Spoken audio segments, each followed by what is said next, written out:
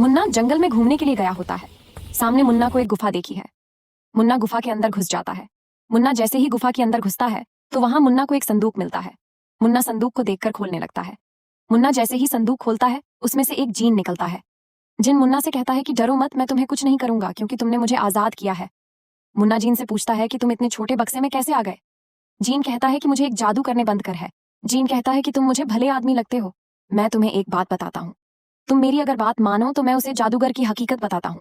उस जादूगर ने मुझे इसमें कैद कर था क्योंकि मैंने उस जादूगर के गलत इरादे सुन लिए थे, इसलिए वह मुझे कैद कर गया।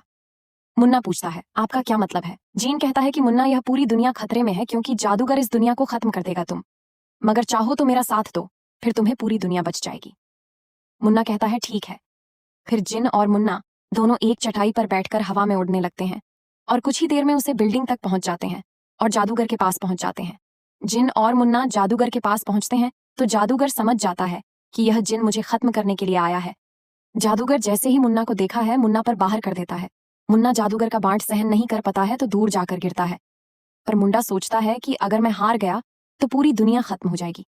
फिर मुन्ना उठता है और जिन मुन्ना को बता चुका होता है कि जादूगर की जो भी शक्ति है वह जादुई दंड में है। मुन्ना उठकर और जादूगर का जादुई दंड तोड़ देता है। मुन्ना जैसे ही जादुई दंड तोड़ता है इस वक्त जादूगर में आग लग जाती है और जादूगर मर जाता है।